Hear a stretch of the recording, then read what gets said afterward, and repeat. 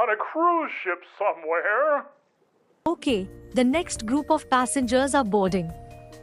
Be aggressive, everybody. We need 500 drink packages sold per person.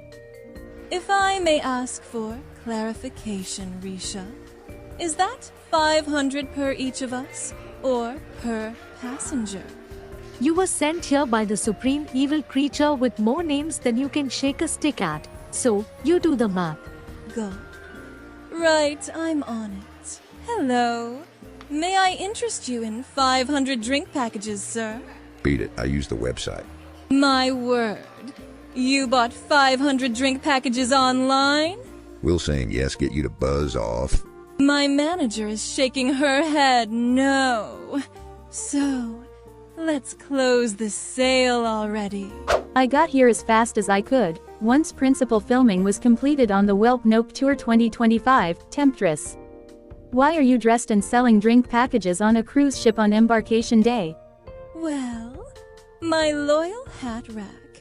If you recall what went down in episode 9, I lost my game of strip battleship to my doppelganger fair and square, and got sent back to the mythical realm in disgrace, and without even so much as a pencil-thin thong to protect my modesty. You have modesty. Pish and tosh, monotone Barbie. It's time to put my copious assets to good use as I endure the penultimate punishment. Behold these amazing boobs. You are powerless to resist my request that you buy 500 drink packages from me, post-haste and forthwith. Whoa, Nelly, those are some jugs, all right? Let's make it 1,000. Sex sells, is the message I am receiving here. I have also consulted my detailed files and have learned that penultimate means second to last, and not better than the best thing, as some people say in error. Which means there is an ultimate punishment, if I am understanding correctly.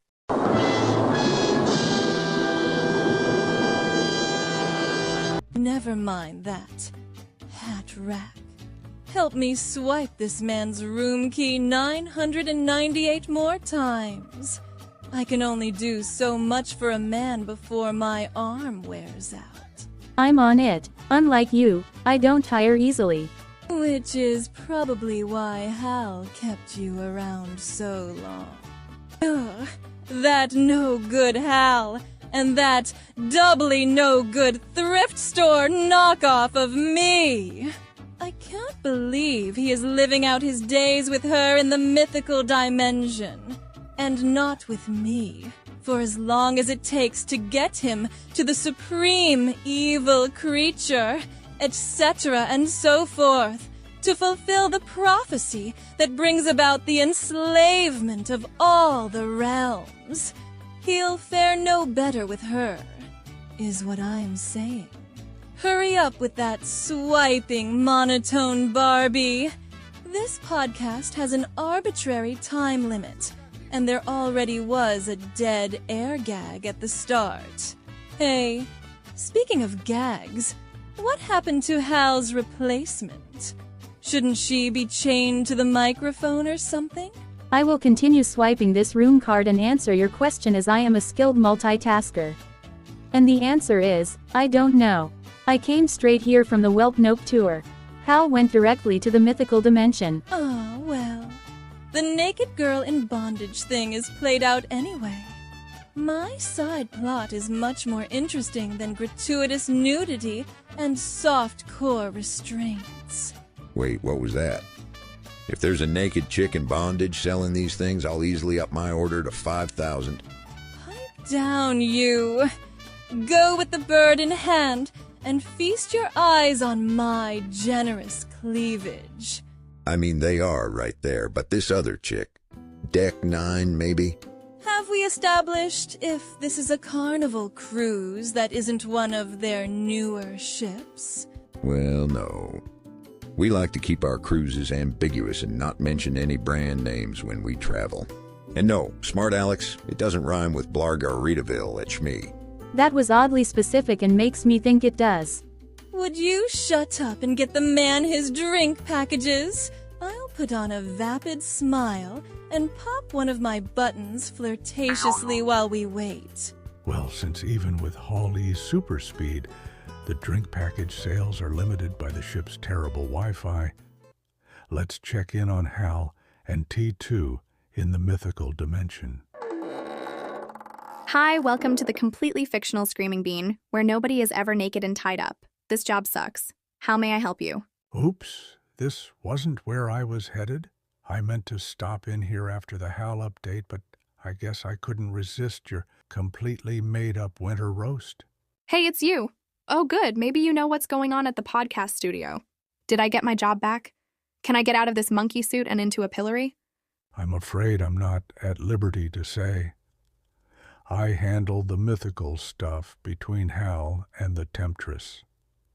They have other announcers for the podcast studio piece. Sigh. I miss that place. I miss David. He got me, you know? Well, he liked the role-playing stuff. I mean, I'm totally into 24/7 and don't just do scenes once in a while, but he would always go on about real life and laundry. Ugh. Why can't spanking my butt be real life? This doesn't sound particularly family-friendly. If I could get that order to go in under a minute, I'll tip extra. Oh, don't be such a prude. It's not like you haven't been sneaking looks at me. Here, I added extra cinnamon on the house. But, if you hear anything about that podcast thing, you have my card. Noted. And with that, I took my steaming hot coffee gingerly to the mythical dimension, where Hal was getting his butt spanked by T2 at cribbage. Ha ha ha! That's 15-2, 15-4, a pair for 6, a pair for 8, and knobs for 9. What a great crib! Wow, you're really spanking my butt at cribbage, T2. At least you're not doing it with your eyes closed. Tosh and pish, Hal sweetie. Now that you're back from that silly mini golf tour, I'm enjoying my prize before I enjoy the ultimate reward. I especially enjoy watching you get triple skunked at cribbage. I thought double skunked was the worst you could do. Any further back, and you'd still be in the starting holes. Hal sweetie. But never mind all that. It's so nice not having that meddling temptress here, though I did enjoy her copious nudity for the few moments that it lasted. It was like looking in a mirror. I'd rather not think about that, T2. I'm just glad you're nothing at all like her, so I don't get confusing thoughts. I am very content with our very platonic relationship with mildly romantic overtones mainly coming from me. And let me just say, likewise, Hal sweetie. You may, if you wish, reach for my hand, then pull away awkwardly and say something like, "You were reaching for the deck of cards and didn't mean to brush your hand against mine." Then I will laugh it off while making a face that suggests I know that was a terrible lie and that you're crazy about me, but can't seem to get your act together. There truly is someone for everyone. So, hey, isn't today the day we're supposed to go see the superior nice being, etc. and so forth? That was actually a week ago, but you were busy with that silly mini golf tour and missed our appointment. But fear not, Hal sweetie, I have asked for and received a rain check. Rain check. My, that was fast. What can I say? I'm in the union. Anyway, miss, I checked, and, it's not raining. Well, I could have told you that. Oh, are you in the union too? I haven't seen you at any of the meetings. No, but seriously, we're doing a literal reading of the term rain check instead of taking it to mean we are getting a second chance at going to see the superior nice being, etc., and so forth. Ha! You don't need me for that. The superior nice being with only one name, thank you very much, has an open door policy. No appointment necessary. Everybody knows that. which is to say, Hal Sweetie, that we will go see, you know who when the time is right. We are locked in a tight game of cribbage, after all. How is that tight? That's practically a shutout. How about I turn you into a frog unless you skedaddle, Sherlock? Right, that's me leaving. There's no rain, though. Just so we're clear. Boy, the nerve of some people. Give them one job, and they'll take a mile. Well, on that note, T2, why don't I just concede the game so we can go see the superior nice being, etc., etc.? There's no reason not to go on account of this game, which I have no mathematical hope of winning. I hadn't noticed until now, but that seems to be the trend with every game we ever play together. Somehow you're 15 steps ahead and we haven't even broken the shrink wrap from the box. Indeed, Hal Sweetie, which is why I will now turn you into a garden slug. There, you won't get far while I indulge in this monologue outlining my evil plan. T2 plucked Hal from a nearby leaf and laughed wickedly as she indulged in a 15-minute monologue detailing her evil plan. The TLDR boils down to this. And so, I have staked out my spot in this meadow in the always pleasant mythical dimension, and will entertain the highest bidder. Which prophecy will be fulfilled? The one where all the realms live in eternal harmony? Or will it be the one where they live in eternal enslavement? The offer window opens now. Hal was reduced to being a garden slug that slid slowly along T2's finger and did not have the capacity to express his outrage at being used as a pawn in a game that decided the ultimate fate of the realms. For those of you listening on a mobile device, this includes the realm you reside in as well. So don't be thinking you're exempt from these colossal stakes. Speaking of enslavement, we have another stop on our tour to catch everyone up. We have arrived in the mythical dungeon where the temptress was once imprisoned, along with her trusty hat rack. Her former cell now has a new, possibly permanent, resident. This is unbelievable. How come everyone else is a whiz with dark magic, but I get trapped in a medieval device with no clothes on, and suddenly people can't pull off a simple card trick? I just want to go home. And how come I keep doing sponsor reads for the Taters Gonna Tate channel on YouTube like nothing terrible is happening to me personally? And have I mentioned how incredibly body positive I've become? I'm going to thin out loads of my wardrobe whenever I finally get back home to my two dogs, Sparky and Nico. Time for your cooked carrots. Ugh, I can't anymore. I know there are 0 on Weight Watchers, but enough already. Can't I get time served for all the ones I ate when I was trapped in that podcast studio? I'm not versed in the legal ins and outs of who does and doesn't have to eat cooked carrots. Maybe I could blend them up into a smoothie. With cinnamon and whipped cream? You mean like pumpkin spice without the pumpkin, but with cooked carrots instead?